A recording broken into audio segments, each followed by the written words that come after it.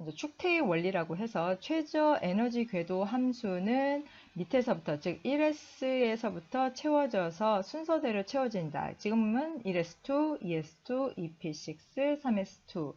에너지가 낮은 데서부터 높은 데로 순차적으로 채워지는 게 바로 이제 축테의 원리고, 혼투의 규칙이라고 하는 거는 저는 자석버스 배치라고 얘기를 하는데, 빈 공간이 있을 때 전자는 쌍을 이루지 않고 가능한 한 홀 전자가 많이 만들어지는 그런 방향에서 전자가 채워진다. 자석버스 있을 때 앞에 사람 타고 있으면 우리가 여기 쌍을 이루려고 하지 않죠. 에너지적으로. 그래서 훈트의 규칙도 마찬가지로 그러한 형태로 홀 전자가 많아지는 그런 방법으로 전자 배치를 하고, 더 이상 방법이 없을 경우에는 그제서야 쌍을 이룬다. 이렇게 보시면 되고요. 파울리 베타의 원리 같은 경우에는 두 개의 전자가 하나의 궤도함수에 나타날 수 있다. 그래서 하나의 궤도함수에 두 개가 전자가 있을 때 반드시 스핀은 서로 반대 방향으로 배치를 해야 된다라는 게 이제 전자 배치의 세 가지 기본 원리에 해당이 됩니다.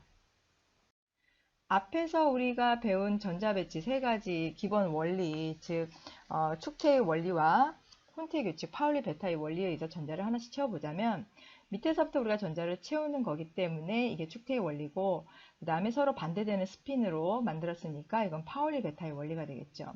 그러니까 이렇게 하나 순서대로 전자를 채우고, 만약에 전자를 두 개 채워야 하는 경우 있으면 쌍을 이루지 않고 가능한 한 홀 전자가 많아지는 방향으로 전자 배치를 하면 된다.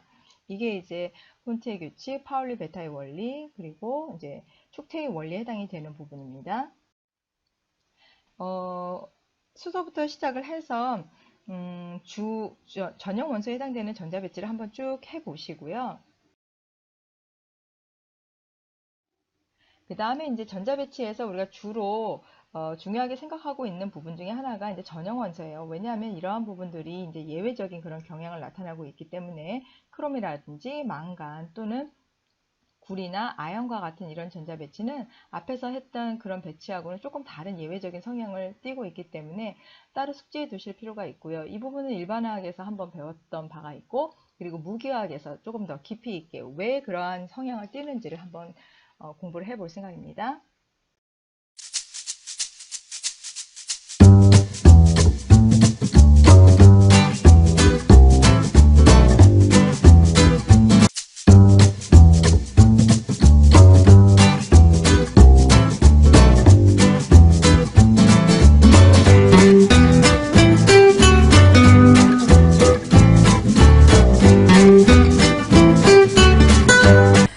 자, 그러면 이제 스펙트럼 분석을 했을 때 A하고 B에 있는 내용들을 각각 이제 보시면은 각각 다른 화합물들이죠. A하고 B하고. 그런데 A, B는 같은 역에서 CO에 해당되는 카보닐기들을 나타내고 있는 자리를 볼 수가 있습니다. 왜냐하면 여기 COO, 에스터, B에 해당되는 거는 에스터고 A는 지금 케톤에 해당되는 부분이지만 여기에서 카보닐기를 공동으로 가지고 있기 때문에 두 자리 다 CO, 카본에 해당되는 부분을 볼 수가 있어요. 그리고 sp3에 해당되는 탄소, 수소의 영역에서도 지금 두 자리에서 다 A와 B에서 공통으로 피크가 동일하게 나타나는 걸 볼 수가 있습니다. 그러면 이걸 보고 우리가 두 가지의 어떤 공통점을 받아볼 수가 있겠죠. 찾아볼 수가 있겠죠. 하지만 1500 이하에 해당되는 이 영역에서, 즉 지문 영역에 해당되는 영역은 매우 다르게 나타나고 있습니다. 그래서 이 지문 영역 자체를 분석하기보다는 이 경우에는 다른 방법으로 우리가 그 앞에서 했었던 질량 분석법이라든지 아니면 NMR 같은 방법을 통해서 조금 더 구체적으로 어떤 화합물을 가지고 있는지를 이제 판단을 할 수가 있겠죠. 지금 여기에서는 이 스펙트럼을 보고 공통의 작용기를 가지고 있는 영역과 그 다음에 다른 어떤 결과적으로 다른 화합물이다라는 거는 지문 영역에서 판단할 수가 있습니다. 이제 적외선 스펙트럼에서 이 증가되는 에너지하고 그 파수에 해당되는 부분의 관계를 보면 일반적으로 질소나 산소, 탄소가 단일 결합으로 신축 진동을 하고 있는 경우에는 높은 영역에서 이 값이 나타나는 것을 볼 수가 있습니다. 4000에서 2500 영역 사이에 이러한 단일 결합의 신축 운동이 일어나서 흡수가 나타난다라는 거죠. 그러니까 NH나 OH 같은 경우에는 3600에서 3300 사이에서 흡수를 하고, 그 다음에 CH 결합은 반대로 이제 그 조금 더 약하게 3천 영역 부분에서 이와 같은 신축 그 운동에 대한 흡수가 일어난다라고 볼 수가 있습니다. 보통 이렇게 가벼운 것들, 수소의 질량이 작고 그 다음에 가벼운 것들은 진동수가 보통 높게 나타난다. 이렇게 외워주시면 돼요. 그 다음에 2500에서 2000 영역대에 해당되는 거는 탄소 삼중결합이나 탄소 질소 사이의 삼중결합이죠. 이 결합의 색이라는 게 삼중결합에서 이중결합, 단일결합으로 갈수록 점점 이렇게 약해지고 있기 때문에 적외선 흡수 스펙트럼 자체는 오른쪽으로 이동이 된다라고 보시면 돼요. 그러니까 삼중결합, 결합을 세게 하고 있는 것은 높은 진동수를 갖고 있다라고 보는 거죠. 가볍거나 결합이 센 거, 삼중결합 이런 것들은 비교적 높은 그 진동수를 가지고 있다라고 생각을 하시면 됩니다. 그래서 모두 그 2500에서 2000대 영역에서 흡수 스펙트럼, 흡수 봉우리가 나타난다라고 볼 수가 있고요. 그 다음에 이제 이중결합 그리고 이제 단일결합에 해당되는 영역으로 각각 그 진동수의 흡수가 나타난다라고 볼 수가 있습니다. 그 외에 해당되는 부분들은 그 교환에 중요한 IR 흡수 봉우리 해서 각 작용기에 해당되는 흡수 봉우리들이 나와 있습니다. 이거는 값을 조금은 외워두셔야 되지만 외우는 방법이라는 것은 그 지금 주어진 자료를 가지고 외우는 게 아니고 여러 가지 스펙트럼을 분석하는 가운데서 비교하고 분석하면서 자연스럽게 알케인의 자리는 2800에서 900 영역대구나, 알켄 자리는 3000대 영역이구나 하는 식으로 자연스럽게 이렇게 외워주시는 것이 좋습니다.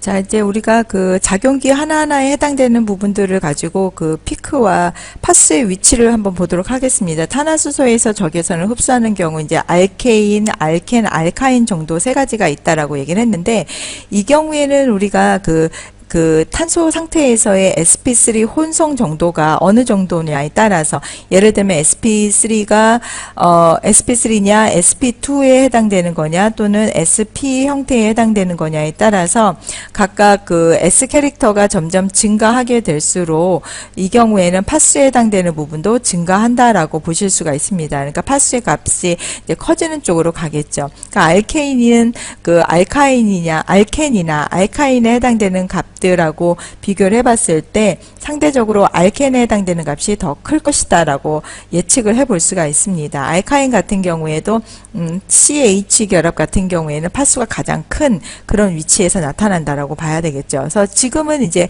알케인 즉 sp3 혼성에 해당되는 거고 이 경우에 우리가 또 하나 봐야 되는 건요. CH는 CH끼리 비교를 해야 되고 CC에 해당되는 부분은 CC에 해당되는 것끼리 비교를 해야 됩니다. 그래서 아까 제가 얘기했던 그 단일결합, 이중결합에 해당되는 부분에서 그 파수가 크다라고 봤던 그 식에 있었던 부분이 있었죠. 그거는 이제 삼중결합이냐, 탄소가 이중결합에 해당되는 거냐, 단일결합에 해당되는 거냐에 해당되는 거에서 각각의 파수가 여기 뭐 3300짜리에 해당이 된다든지 하는 식으로 비교를 했던 거예요. 그렇게 비교를 해서 봤을 때 CH 같은 경우에는 2800에서 2900짜리에서 보통 나타나고 있다. 그러니까 이거는 딱히 정확하게 딱 떨어지는 수가 아니라는 것을 알고 계셔야 되는 거고요. 이 옆에 작용기가 또 뭐가 있느냐에 따라서 이렇게 약간의 이게 시프팅이 일어납니다.